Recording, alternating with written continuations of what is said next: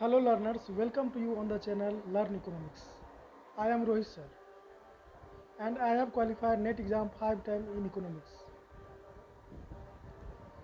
आप सभी का स्वागत है इस चैनल पर और आज हम लोग इस वीडियो में करने जा रहे हैं micro economics MCQ series part 3 जो कि BPSC TRE 4 PGT economics exam के लिए काफ़ी हेल्पफुल साबित होगी।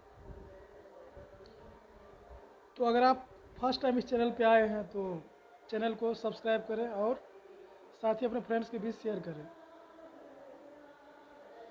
तो चलिए हम लोग स्टार्ट करने जा रहे हैं आज ऑब्जेक्टिव क्वेश्चन का पार्ट 3। जो फर्स्ट क्वेश्चन है वो है यहाँ पे pick the odd one out, यानी इसमें से जो ओड है उसको यानी जो विषम है उसको छांटना है। फर्स्ट ऑप्शन है लग्जरी, सेकेंड ऑप्शन है कंफर्ट्स, थर्ड ऑप्शन नेसेसरी और फोर्थ ऑप्शन है एग्रीकल्चर गुड्स। तो यहाँ पे लग्जरी, कंफर्ट और नेसेसरीज ये तीनों क्या है, एक ही चीज़ है, सिनोनिम्स है एक दूसरे का। लेकिन एग्रीकल्चर गुड क्या है, बिल्कुल अलग है, कृषि वस्तुएं। तो इसलिए जो राइट आंसर हो जाएगा जो ओड है वो क्या है, डी।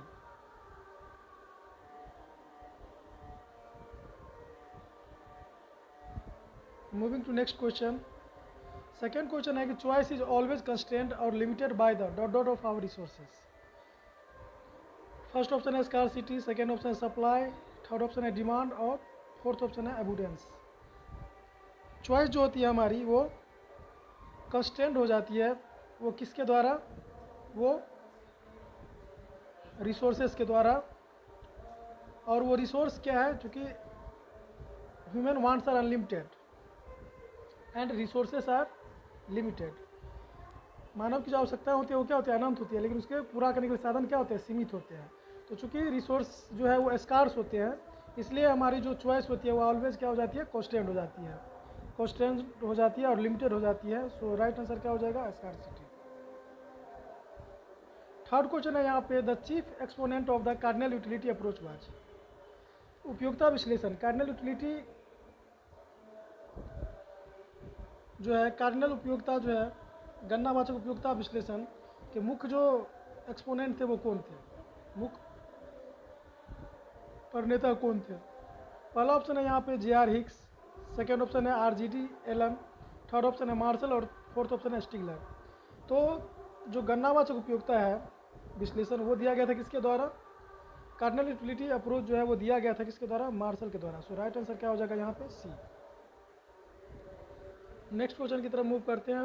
फोर्थ क्वेश्चन है यहाँ पे कि marginal utility is measured by using the formula of. Marginal utility यानी सीमांत उपयोगिता को मापने का जो फार्मूला है वो क्या है। तो जो राइट आंसर है यहाँ पे वो है ए, TU(n minus TU(n minus 1), TU of nth unit minus TU of n minus 1th unit. ये जो है वो राइट फार्मूला है सीमांत उपयोगिता को मापने का। नेक्स्ट क्वेश्चन है यहाँ पे फिफ्थ क्वेश्चन कि when marginal utility reaches zero the total utility will be. जब सीमांत उपयोगिता जीरो होती है तो कुल उपयोगिता क्या हो जाती है उस टाइम पे। तो जब सीमांत उपयोगिता जीरो होती है, मार्जिनल यूटिलिटी जीरो पर पहुंचती है, तो उस टाइम कुल उपयोगिता क्या हो जाती है, वो हो जाती है मैक्सिमम। सो राइट आंसर क्या हो जाएगा, मैक्सिमम, यानी अधिकतम हो जाती है।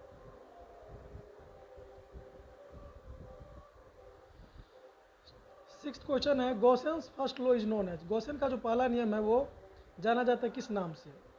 तो यहाँ पे फर्स्ट ऑप्शन है law of equi marginal utility, second option है law of diminishing marginal utility, third option है लॉ ऑफ डिमांड और फोर्थ ऑप्शन है लॉ ऑफ डिमिनिशिंग रिटर्न। तो गॉसेन जो है H.H. गॉसेन के द्वारा दो नियम दिया गया था, उसमें से पहला जो नियम था वो था law of diminishing marginal utility, यानी सीमांत उपयोगिता ह्रास नियम। सो यहाँ पे राइट आंसर हो जाएगा बी। सेकेंड जो नियम है वो भी इनके द्वारा दिया गया है, वो नियम है सम सीमांत उपयोगिता विश्लेषण का, यानी law of equi marginal utility. लेकिन यहाँ पे फर्स्ट लॉ के बारे में पूछ रहा है, इसलिए राइट आंसर हो जाएगा law of diminishing marginal utility, यानी राइट आंसर हो जाएगा B. The next question is the basis for the law of demand is related to. Law of demand यानी मांग का नियम का जो आधार है वो क्या है, वो कौन सा नियम है। तो मांग का नियम का आधार जो है ये जो नियम है वही गॉसियन का जो फर्स्ट नियम है law of diminishing marginal utility, वही जो है लॉ ऑफ डिमांड का आधार है। तो राइट आंसर यहाँ पे हो जाएगा A, law of diminishing marginal utility. 8th question है the concept of consumer surplus is associated with, उपभोक्ता बचत का सिद्धांत जो है वो किन के साथ संबंधित है। तो उपभोक्ता बचत का जो सिद्धांत है वो दिया गया था मार्शल के द्वारा। सो राइट आंसर यहाँ पे हो जाएगा consumer surplus theory associated with Marshall. Next question है given potential price is RS 250 and the actual price is RS 200, find the consumer surplus. यहाँ पे पोटेंशियल प्राइस दिया हुआ है 250 रुपया और एक्चुअल प्राइस दिया हुआ है 200 रुपया किसी गुड्स का। तो कंज्यूमर सरप्लस क्या होगा? कंज्यूमर सरप्लस क्या होता है कि जो कंज्यूमर पे करना चाहता है किसी गुड्स का प्राइस और वास्तव में जो पे करता है उस दोनों के बीच का डिफरेंस होता है। तो यहाँ पे कंज्यूमर सरप्लस इक्वल टू होता है potential price minus actual price. तो यहाँ पे पोटेंशियल प्राइस कितना है 250 और एक्चुअल प्राइस कितना है 200, दोनों का डिफरेंस कितना होगा 50। सो राइट आंसर क्या हो जाएगा 50, यानी कंज्यूमर सरप्लस हो जाएगा 50। 10th question indifference curve approach is based on, indifference curve जो उदासीनता विश्लेषण है वो किस चीज़ पर आधारित है। तो इंडिफरेंस कर्व अप्रोच जो है बेस्ट है वो किस पे आधारित है, ऑर्डिनल अप्रोच पे या कार्डिनल अप्रोच पे या सब्जेक्टिव अप्रोच पे या साइकोलॉजिकल अप्रोच पे। तो इंडिफरेंस कर्व जो हिग्स और एलन के द्वारा दिया गया था ये जो बेस्ट है वो है ऑर्डिनल अप्रोच पे है, यानी क्रमवाचक विश्लेषण पर आधारित है। सो राइट आंसर हो जाएगा यहाँ पे ए। तो इस वीडियो में इतना ही और इसका अगले पार्ट जो है हम लोग अगले वीडियो में करेंगे। और अगर आपको ये वीडियो यूजफुल लगा हो तो चैनल को सब्सक्राइब करें और साथ ही अपने फ्रेंड्स के भी शेयर करें। Thank you for watching.